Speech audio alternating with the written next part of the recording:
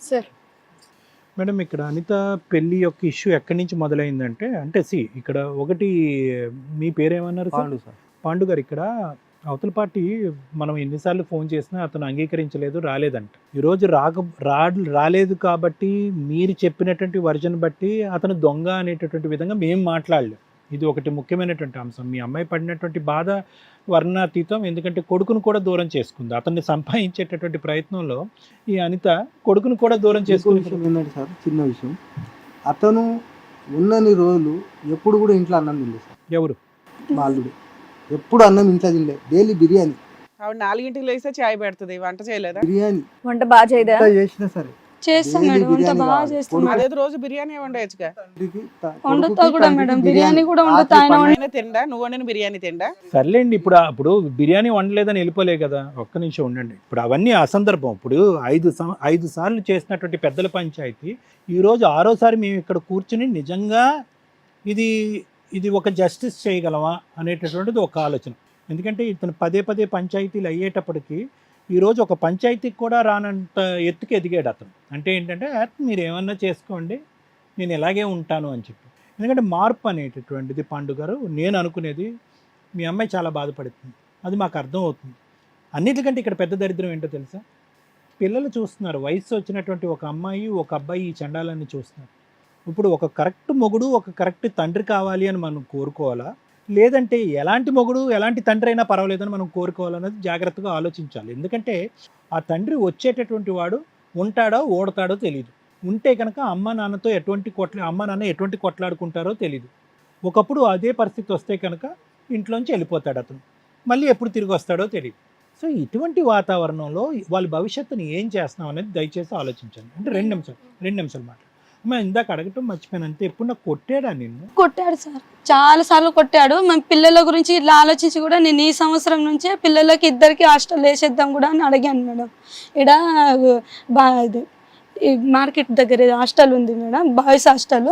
ఆడ girls hostel ఉంది, boys hostel ఉంది. బాయ్స్ హాస్టల్లో మా బాబుకి సీట్ కూడా ఇస్తామని చెప్పారు. పిల్లలు మన ఇద్దరి మధ్యలో పిల్లలు పాడైపోతారు, పాప దగ్గర పాపకు హాస్టల్ వేసేద్దాం, బాబుకి ఆడేసే డబ్బులు కట్టే కూడా అవసరం లేదు, గవర్నమెంట్లో చదువుకుంటారు, మనం ఇద్దరు ఇట్లా గొడవ పడుతున్నాం కదా, పిల్లలకి ఇద్దరు మైండ్ డిస్టర్బ్ అయిపోతుంది, వాళ్ళు మన వల్ల నువ్వు అక్కడ తోలుకపోతున్నావు, పాప ఇక్కడ ఉంది నుంచి తల్లిదండ్రులు ఇద్దరు లేకుండా ఏకంగా హాస్టల్లోనే వేసేద్దాం అనుకున్నారు. ఒక్క నిమిషం. ఇప్పుడు అలా వేసేసిన మనం తప్పు ఎక్కడ జరిగిందో తెలుసా తల్లి? తప్పు ఎక్కడ జరిగిందో తెలుసా?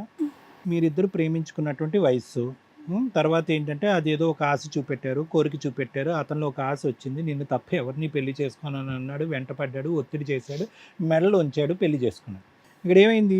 4 సంవత్సరాలు బాగున్నారు అనేటటువంటిది నిజంగా లెక్కలోకి వేద్దామా లెక్కలోకి వేయొద్దా అనేది నా ఆలోచన. దొరికితే దొంగ, దొరకపోతే దొర. 4 సంవత్సరాల పాటు దొరికాడా దొరకలేదా? నీ కన్ను అటువైపు వెళ్ళిందా, ఆ ఫోన్ వైపు వెళ్ళిందా, దీని వైపు వెళ్ళిందా, వెళ్ళలేదా, లేదంటే అసలు ఏమీ లేదా?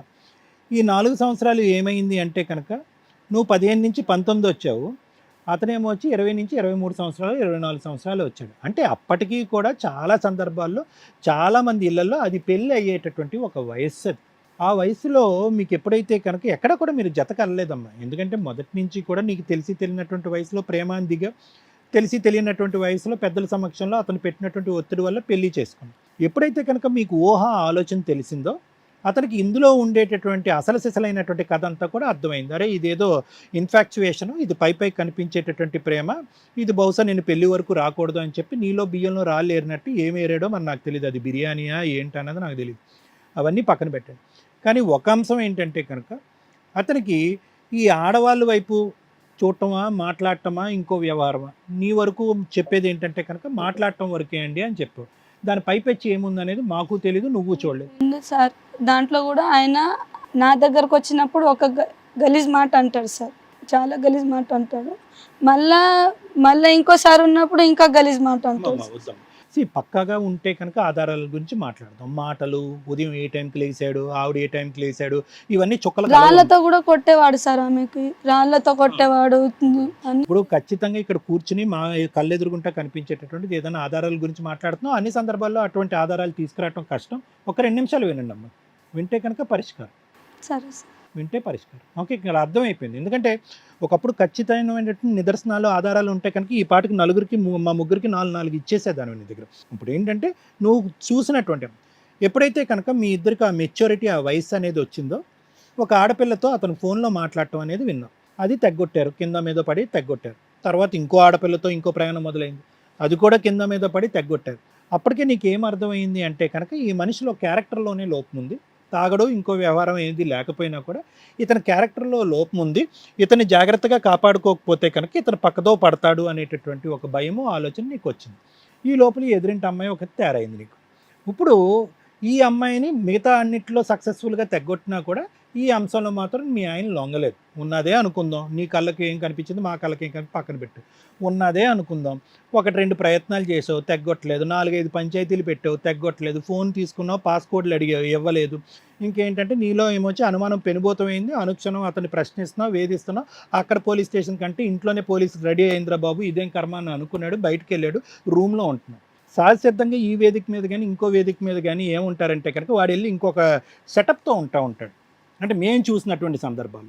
ఇక్కడ అక్కడ సెటప్ లేదు, ఏమీ లేదు. వాడు తీసుకెళ్ళి ఒంటరిగా ఒక ఇల్లు తీసుకుని రూమ్ తీసుకుని ఉంటున్నాడు. ఒంటరిగా తట్టుకోలేక ఏం చేశారంటే నీ కొడుకుని కాస్త అక్కడ పట్టుకెళ్ళిపోయాడు. ఆ కొడుకుని కాస్త మీరు వెనక్కి తెచ్చుకోలేదు, ఇంటి ఊరు పెద్ద తెచ్చుకోలేదు, నువ్వు తెచ్చుకోలేకపోయాడు. నేను అనేది ఏంటంటే నమ్మకం ఈ స్థాయిలో అతను దొంగ, దొర, దరిద్రుడా, ముష్టోడని నేను అనట్లేదు. ఇవన్నీ పక్కన పెట్టండి. ఇవన్నీ ఎందుకంటే చూడనటువంటి మనిషికి విన్నటువంటి కహాని గురించి మనం మాట్లాడకూడదు. నువ్వు పడినటువంటి బాధే. అతను తొక్కినటువంటి విధంగా నువ్వు తొక్కుంటే కనుక నేను ఇందాకే అన్నాను, సమాజం ఎట్టిపోతుందో, పిల్లలు నాశనం అయిపోతుంది. కానీ నువ్వు తల్లి అనేటటువంటి పాత్రలతో నిలబడి అప్పులు చేసినా కూడా అటు ఇటు పారిపోకుండా అతనికి ఇచ్చినటువంటి అప్పుని తీర్చుకుంటూ పిల్లల్ని చదువుకుంటూ ఒక నిజాయితీగా నువ్వు ఉన్నావు, నిలబడ్డావు. అతనికి ఆ నిజాయితీ లేదు. ఇది పక్కన పెడదాం. నేను అనేది ఏంటంటే ఇన్ని పంచాయతీలు ఇంతమంది వచ్చి మాట్లాడి అన్ని సందర్భాల్లో నీ ఇంట్లోకి వచ్చిన తర్వాత నీకు 210% అతని మీద నమ్మకం వచ్చేస్తుందా? మరి ఎలా ఫస్ట్ ఆఫ్ ఆల్ విన్నా ఒక నిమిషం. ఇప్పుడు ఏంటంటే అతన్ని ఆ అటువైపు డైవర్ట్ అవ్వకుండా మనం కాపాడుకోవాలా, లేదంటే నీ మైండ్లో ఈ పురుగు అతను అటు వెళ్తాడేమో, ఇటు వెళ్తాడేమో, ఇక్కడ ఉంటాడేమో, అక్కడ ఉంటాడు అనేది అడగాలి సార్. వినమ్మా అతను లేడు కదా, ఇక్కడ లేడు కాబట్టి నేను అన్నా. ఇక్కడ ఏంటంటే 2 సమానమే. అతను తప్పులు చేయకుండా ఉండటం అనేటటువంటిది ఎంత ఇంపార్టెంటో పెద్దల పంచాయతీలు చేసిన తర్వాత పెద్దల పంచాయతీ మీద ఒక నమ్మకం పెట్టుకుని అతను ఎటువైపు వెళ్తున్నాడు, ఏం చేస్తున్నాడు అనేటటువంటిది చెక్ చేయకుండా ఉండటం అనేది కూడా. నువ్వే అన్నావు ఫోన్ తాకితే కోపం వస్తుందండి, పాస్కోడ్ అడిగితే కోపం వస్తుందని. అతను ఫోన్ ఎందుకు తాకాలి, అతను పాస్కోడ్ ఎందుకు అడగాలి? అంటే ఆయననే చెప్తాడు కదా మేడం, నా ఫోన్ చూసుకో, నేను ఎవరితో మాట్లాడట్లే అని నిన్ననే మేడం ఆయన చెప్పినా కూడా ఏమంటే నీ మీ మీద నమ్మకం వచ్చింది, పెద్దల పంచాయతీలో మనం లెక్క తేల్చుకున్నాం, నాకు మీ మీద నమ్మకం వచ్చింది, అదే నమ్మకంతో మీరు ఇంట్లో వచ్చున్నారు అనేటటువంటి ఆలోచన నీకు రావాలి. అతను ఆ తర్వాత కంటిన్యూ చేస్తున్నాడా లేదా అనేది వేరే విషయం. సో నా ఉద్దేశం ఏంటంటేనమ్మా, ఈ 2 విధాలుగా మనం ముందుకెళ్తే అతను మార్పు, నీ ఆలోచన, ఈ 2 విధాలుగా మనం ముందుకెళ్తేనే ఈ వేదిక మీద చేసేటటువంటి న్యాయం సమన్యాయం అవుతుంది. లేదంటే మళ్ళీ మీరు చేసినటువంటి 5 పంచాయతీలాగా ఇది ఒక 6వ పంచాయతీ 7వ పంచాయతీ అవుతుంది, కానీ మీరిద్దరు కలయిక అనేది ఉండదు. లేదు ఆ మనిషి ఇలాగే ఉంటాడు, అతని మీద నా కన్ను తీయలేను, నా ఆలోచన మార్చుకోలేను అనుకుంటే కనుక మీ పెద్ద ఆయన చెప్పినట్టుగా ఆ నిర్ణయం ఏదో ఇప్పుడే తీసుకోండి. ఇంకెన్ని నిదర్శనాలు కావాలి? ఒక మనిషి మారుతాడా లేదా అనేటటువంటి దాని గురించి నీలో నమ్మకం వస్తుందా లేదా అనే దానికి ఎన్ని నిదర్శనాలు కావాలి? చాలా అయిపోయినాయి, ఇక్కడ చాలా అయిపోయినాయి. ఏం చేసినా కూడా నీ మనసులో ఆ నమ్మకం రాదు. ఎటొచ్చి అతను ఎక్కడ పట్టుకుని ఆ అప్పు ఎలా తీరుస్తాం అనేటటువంటి ఒక్క ప్రధానమైనటువంటి అంశం ఇక్కడ మాట్లాడుకుంటే మీరు కలుస్తారా విడిపోతారా అనేటటువంటిది అతని సమక్షంలో రేపొద్దున ఎప్పుడైనా అతను కూర్చోపెట్టి మాట్లాడటానికి అవకాశం. ఇది నా ఉద్దేశం. Thank you sir. బాబుని కూడా తీసుకొచ్చిన సార్, నేను బాబుని కూడా పిలుచుకు ఇప్పుడా ఈ మధ్యలో 7-8 నెలలు అయింది. బాబు ఇప్పుడు ఇక్కడే ఉన్నాడా? తీసుకొచ్చి పండుగ చేసుకుంటున్నాం, తోలుకోపోతున్నా అని చెప్పేసి నాకు చెప్పలేడు. వేరే రూట్లో దొంగతనంగా వచ్చి బాబుని పట్టుకొని పోతుంది. బాబు కూడా వెళ్తున్నాడుగా, నాన్న అంటే సై అంటే సై అంటున్నాడు. నేను తోలుకొచ్చిన తర్వాత ఆయన నాకు తెలియకుండా తోలుకోపోతే రేపు ఏదైనా చేస్తే మధ్యలో ఎవరికైనా పట్టిస్తే ఇట్లా అని కూడా అడిగితే కూడా నా కొడుకు నేను తోలుకోపోతున్నా అంటే ముగ్గురిని తోలుకోపోని కూడా చెప్పింది. పాపని తోలుకోపో, బాబుని తోలుకోపో, అప్పోలతో మాట్లాడుకొని నువ్వు మీ భార్య పిల్లలు తోలుకపోయి మంచిగా బతకండి అని కూడా చెప్పిండు. మా అమ్మ కూడా అట్లనే చెప్పింది. నేను ఇచ్చిన ప్లాటే ఉంది, నీకేం లేదు, నీ పిల్లలను మొత్తం తీసుకుపోయి అక్కడ ఉండు, మీ ఇంటికాడ మీ అమ్మమ్మ నేను కూడా వచ్చేస్తాను కూడా తీసుకుపోతున్నాడు. పాపను ఎందుకు తీసుకుపోవట్లేదు? బాబు ఆయన ఎట్లా చెప్తే అట్లా వింటాడు సార్. మొన్న రీసెంట్ కూడా ఫోన్ చేసి వాళ్ళ నేను అమ్మ- వచ్చేస్తా వాళ్ళ అమ్మ ఇది అట్లా- పిల్లల్ని బాగా చూసుకుంటాడు ఆయన. ఆయన ఇక్కడ ఉన్నప్పుడు మంచిగానే చూసుకునేదే మేడం. 4 సంవత్సరాలు మంచిగా చూసిండు, మంచిగా ఉన్నాడు. ఎట్లా చెప్తే అట్లా, ఏ డిన్నర్ కానీ పెళ్ళిళ్ళు కానీ ఎంత హ్యాపీగా ఉన్నాడు అంటే అంత హ్యాపీగా మంచిగా ఎట్లా చెప్తే అట్లా హిట్ టీవీ యాప్, ఇందులో short news, live news, entertainment shows, movies, digital magazines తో పాటు మీ జిల్లా వార్తలను కూడా ఫ్రీగా చూడొచ్చు. ఇంకెందుకు ఆలస్యం, వెంటనే హిట్ టీవీ యాప్ ని డౌన్లోడ్ చేసుకుని ఫ్రీగా ఎంటర్టైన్మెంట్ పొందండి. Hit TV app. Hit TV app. Please download Hit TV app. Hit TV యాప్ని ఫ్రీగా డౌన్లోడ్ చేసుకొని ఎంజాయ్ చేయండి. మీకు నచ్చిన ఎంటర్టైన్మెంట్ కోసం హిట్ టీవీ యాప్ ని ఫ్రీగా డౌన్లోడ్ చేసుకుని ఎంజాయ్ చేయండి. హిట్ టీవీ యాప్ని డౌన్లోడ్ చేసుకుని ఆస్వాదించండి, ఆశీర్వదించండి. ఇంతమంది సెలబ్రిటీలు హిట్ టీవీ యాప్ ని డౌన్లోడ్ చేసుకోండి అని చెప్తున్నారంటే ఎంత మంచి యాప్ ఆలోచించండి.